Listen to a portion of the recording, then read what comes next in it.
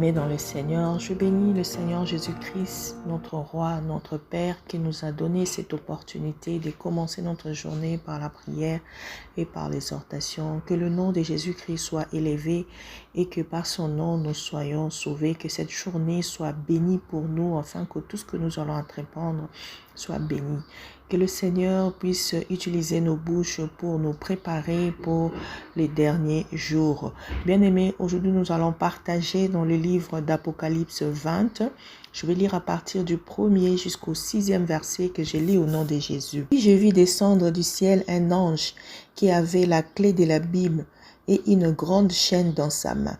Il saisit les dragons, le serpent ancien, qui est le diable et Satan, et il les lia pour 1000 ans.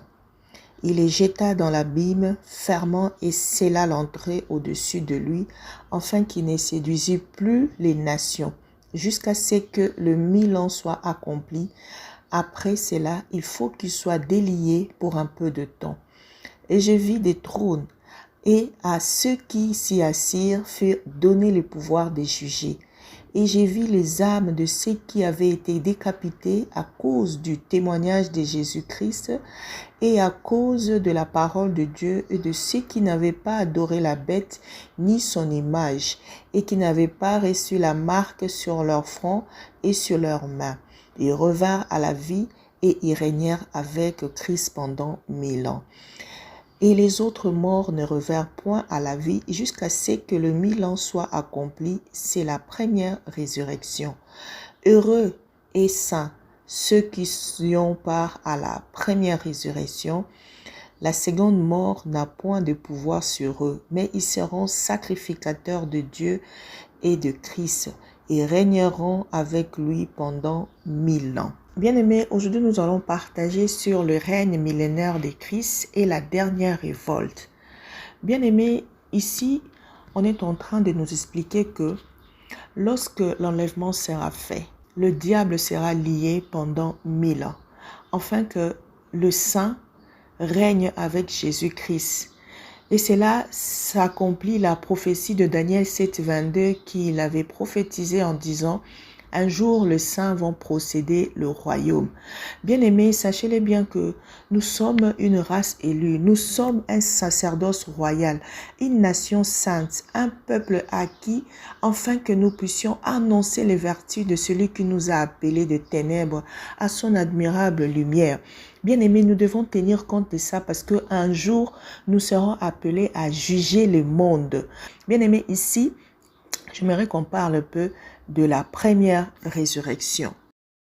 Bien-aimés, la première résurrection va concerner à ce que lorsque l'enlèvement sera fait, seuls les gens qui sont morts, la Bible dit: je vis les âmes de ceux qui avaient été décapités à cause des témoignages de Jésus-Christ et à cause de la parole de Dieu, et de ceux qui n'avaient pas adoré la bête ni son image, et qui n'avaient pas reçu la marque sur le front et sur leurs mains. Ils revinrent à la vie et ils régnèrent avec Christ pendant 1000 ans. Et c'est ça qu'on appelle la première résurrection. Cette première résurrection consiste à l'enlèvement aussi de tous ceux qui sont morts en Jésus-Christ. Donc c'est eux, c'est pas tout le monde qui vont ressusciter, parce que les autres là vont ressusciter pour le jugement dernier. Bien-aimé, la Bible dit: heureux les saints qui ont part à la première résurrection, parce que la seconde mort n'a pas de pouvoir sur eux, mais ils seront sacrificateurs de Dieu et de Christ et ils régneront avec 1000 ans.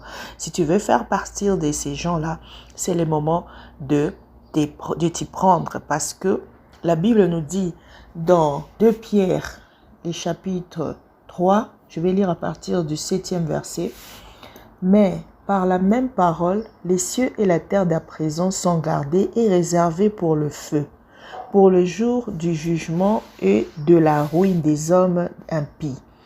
Mais il est une chose, bien-aimés, que nous devons comprendre, c'est que vous ne devez pas ignorer que devant le Seigneur, un jour est comme 1000 ans et 1000 ans comme un jour. Le Seigneur ne tarde pas à l'accomplissement de la promesse, comme quelques-uns le croient, mais il use de patience envers nous, afin que nous puissions nous repentir, parce qu'il ne veut pas que quelqu'un puisse périr. Il veut que tous nous arrivons à la repentance. Les jours du Seigneur viendra comme un voleur bien-aimé.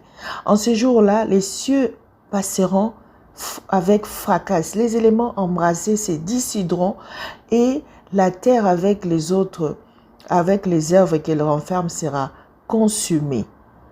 Puisque tout cela est en voie de dissolution, combien notre conduite et notre piété doivent être saintes. Bien-aimés, attendez et hâtez l'avènement de notre Dieu, les jours auxquels le ciel enflammé se dissoudront et les éléments embrasés s'effondront.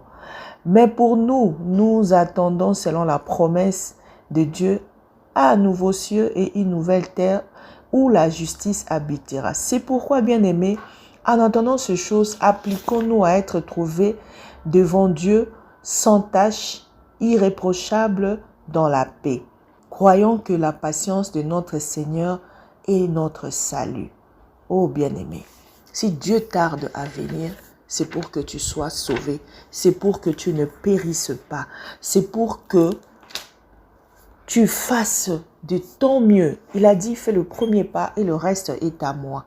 Ne pense pas que le Saint-Esprit est pour certains. Le Saint-Esprit est pour tout celui qui veut marcher avec Jésus-Christ, parce que c'est lui qui nous donne la force et l'amour de notre Dieu. Même la force de craindre Dieu vient de lui. Tu ne peux pas par tes propres efforts arriver à faire quoi que ce soit, car tu peux marcher dans le voie de Dieu que si le Saint-Esprit te tient la main et te montre le chemin. C'est pourquoi avant que le diable soit délié pour la deuxième fois, parce qu'il a été lié pour que les saints puissent accomplir leur mission de juger le monde et de mettre un peu de l'ordre. Après, il sera relâché. Lorsqu'il sortira de sa prison, il va vouloir encore combattre et séduire les nations saintes. Mais on ne lui laissera pas ce temps-là parce qu'on l'a libéré juste pour le prendre et le jeter dans le temps de feu où règne la souffrance éternelle. Aussi, la bête et les faux prophètes qui étaient déjà jetés là-bas, ils seront tous ensemble, accompagnés de tous les hommes dont les noms ne seront pas écrits dans le livre des vies. Bien-aimé, la Bible dit, « Puis j'ai vu les morts, les grands et les petits, qui se tenaient devant le trône. Des livres furent ouverts. Et un autre livre fut ouvert, celui qui est le livre de vie. Et les morts furent jugés selon leur œuvre, d'après ce qu'ils étaient écrits dans ces livres.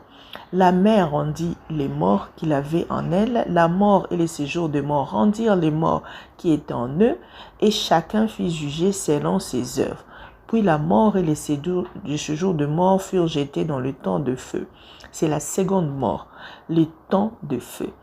Quiconque ne fut pas trouvé écrit dans le livre de vie fut jeté dans le temps de feu. Bien-aimé, si ton nom n'est pas écrit dans le livre de vie, bientôt tu seras jeté dans le temps de feu.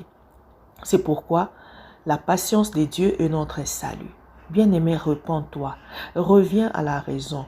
Sache que le Seigneur ne tarde pas à venir. Applique-toi à la piété, aux œuvres bonnes, afin que tout ce que tu avais fait. Regarde, ne pense pas que si tu as tellement fait le mal, tu as tellement tué que tu ne peux pas te repentir. Lorsque Jésus-Christ était mort, on lui a crucifié avec des brigands, de meurtriers, et un s'était repenti à la croix. Il a dit, aujourd'hui, tu seras avec moi au paradis. Le premier, la Bible dit, pourront être les derniers, et les derniers, le premier.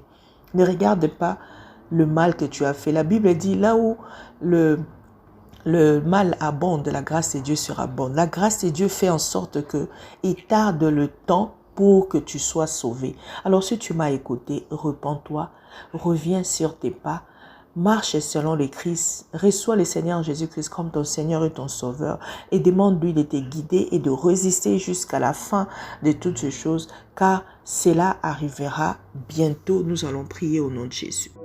Éternel Dieu de gloire, je te bénis parce que tu es bon. Je te bénis parce que tu ne tiens pas compte de notre ignorance.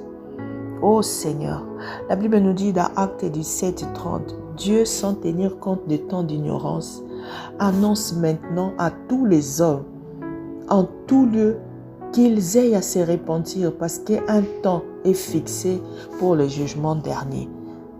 Bien-aimé, prions que le Seigneur nous aide à nous repentir. Revenons à lui. Oh Seigneur, donne-nous la force de revenir à toi. Donne-nous l'humilité de ne pas regarder grand nos péchés, mais de regarder ton amour qui est infiniment grand, incomparable, insondable. À cause de cet amour, tu es mort à la croix pour nous les pécheurs. Pour mon frère brigand, pour mon frère sorcier, ma sœur occultiste, magicien, ô méchante que nous étions, Seigneur, tu n'as pas regardé cela. Tu as blanchi tout le monde. Le diable veut que les gens ne connaissent pas ces choses pour qu'ils ne se repentissent pas, qu'ils se culpabilisent. Bien-aimé, je chasse tout esprit de culpabilité au nom de Jésus-Christ. Seigneur, je confesse que nous revenons tous à toi. Parle ton amour. Fais descendre, Seigneur, cette voile de nos yeux. Enlève la voile qui nous empêche de connaître cet amour. Enlève cette voile qui empêche à mon frère et à ma sœur de te regarder comme les sauveurs du monde. Ô Seigneur, même la vie nous enseigne qu'aucun prophète n'a été comme toi. Tu n'as jamais été comme tous les autres prophètes. Tu es Dieu sur la terre. Tu avais tout prévu, tout dit. Mais il y a toujours de ramassis, de méchants qui tordent la parole pour que les gens ne soient pas sauvés. Tous ces envoyés du diable iront en enfer et ils veulent entraîner beaucoup de gens. Mais toi, tu nous fais la grâce de vivre dans ta présence. C'est pourquoi je te loue de ce que tu nous révèles ces choses. Je te demande, Seigneur, de pouvoir ouvrir les yeux de mon frère et de ma sœur. Tu as dit, si tu crois, tu seras sauvé, toi et ta famille. J'aimerais être sauvé avec tout le membre de ma famille, avec tous mes enfants dans la foi, avec tous ceux qui écoutent ces méditations, ces prières, qui partageons avec nous les temps agréables dans la méditation, Seigneur. Nous voulons tous être sauvés. Nous voulons que ta présence soit avec nous, Seigneur Jésus-Christ.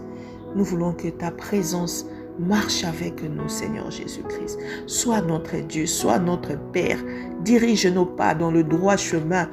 Nous voulons vivre avec toi, Seigneur Jésus-Christ.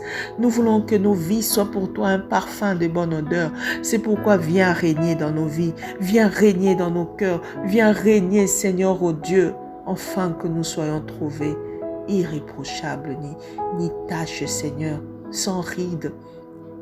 Oh Seigneur, je prie pour les familles.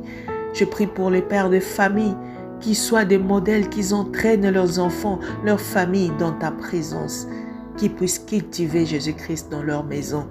Seigneur, je prie pour tous ceux-là qui regardent le monde quand il est en train de se fracasser, de se distraire, qui sortent de cette distraction, car les jours deviendront de plus en plus mauvais. La Bible dit, dans le dernier temps, il y aura des jours et des temps difficiles, où le monde ne pourra pas donner la solution. Maintenant, nous voyons des maladies où le monde ne peut pas donner la solution. Il n'y a pas de médicaments pour les coronas.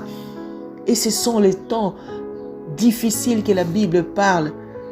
Nous avançons lentement et sûrement vers la fin de temps. Ô Seigneur, que cela nous serve, Seigneur, ô Dieu de leçon, que nous puissions revenir à toi. Tu veux que nous puissions revenir. Et même lorsque tu envoies les fléaux, c'est pour que nous puissions avoir la conscience que le monde peut finir en un clin d'œil. Ô Seigneur, pitié pour tes enfants. Sors-nous de cet aveuglement, sors-nous de la distraction. Nous avons besoin de toi pour te connaître, pour passer le temps dans la prière, pour passer nos temps avec toi. Seigneur, sois béni de ce que tu es amour, de ce que tu es tellement bon, que tu fais tout pour nous sauver, tu fais tout pour me sauver. Donne-moi la force de résister. Donne-moi la force de combattre les bons combats. Donne-moi la force, Seigneur, de vivre, Seigneur, dans ta présence, afin que ce jour-là me trouve dans ta présence et que je sois parti avec toi. Ô Seigneur, merci de ce que tu as écrit nos noms dans le livre de vie. Merci de ce que, Seigneur, ô Dieu, tu nous as sauvés. Et cela, Seigneur, ô Dieu, au moyen de ton sang. Merci de faire de nous tes enfants. Merci de nous révéler ces choses. Laisse que nous puissions nous appliquer à vivre par rapport à l'amour qui est l'accomplissement de toute la loi. Que le nom de Jésus-Christ soit béni en ces jours. Que tout ce que nous allons faire soit béni. Bénis mon frère, bénis ma sœur. Donne à chacun le pouvoir et la force de demeurer dans la crainte de ton nom. Et que ton nom soit trouvé digne, Seigneur, de ce qu'elle nous délivre en toutes choses. Merci Seigneur Jésus-Christ. Amen.